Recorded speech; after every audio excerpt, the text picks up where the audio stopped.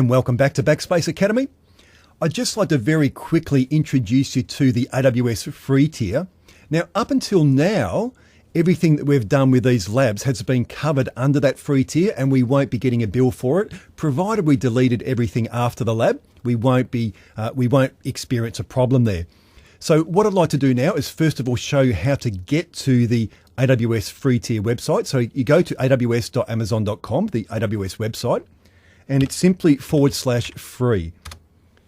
Now what we can see is that there are some things here that are free for 12 months, some things that are always free and trial. So what that means is that if we signed up for our account 3 months ago, there are some things that are going to be free for another 9 months. So they're only free for 12 months from the time that you first opened your AWS account. We also have some things that are always free. So provided we stay below a certain limit of that service, we're going to get that for free as well. And that won't be affected by the 12-month period at all. We also have short trials of services as well. Now, we can have a look here and just have a look at the product categories. So I'll just click on that.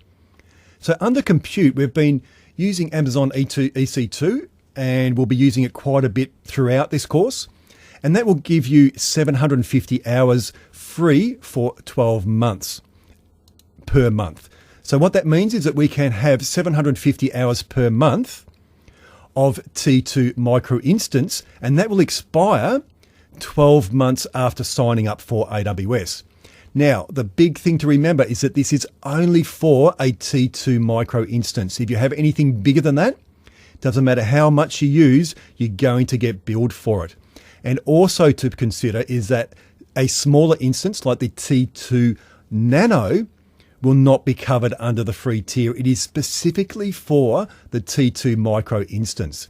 The other thing to take into consideration, if we're launching a highly available and fault tolerant architecture where we're using, say, 2 T2 micro instances, that will double up our usage. So instead of having 750 hours of usage, if we're using 2 of the T2 micro instances, we're only going to be able to have 375 of those hours available. So the more instances you use, the less hours you're going to have. And the same with our database service. So with RDS, we've used that as well. We're going to get 750 hours of that. And that is, again, only going to be for T2 micro.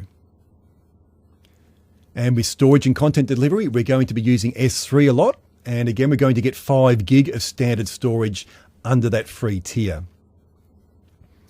So let's have a look at the things that are always free. So under Amazon CloudWatch, so we have 10 custom metrics and 10 alarms. So provided we stay below that, that's not going to cost us anything. And that doesn't expire after 12 months. So it's always free. And DynamoDB, 25 gig of storage, always free. Amazon SES, 62,000 outbound messages per month. Provided we stay under that for the month, we're not going to incur a charge for that.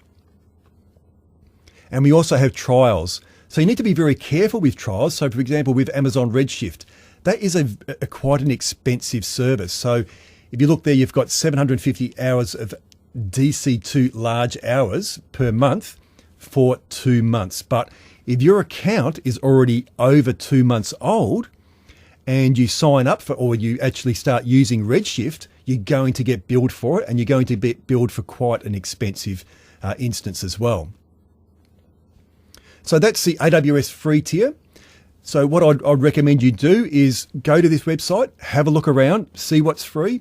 As you're working through the labs, if you have any doubts about something being free, then just go to here and check it out, and I'm sure it'll be fine. So we do try to stay under this free tier throughout the course, but things such as buying a domain name will incur a cost. So that's all I want to say about that for now, and I'll look forward to seeing you in the next lecture.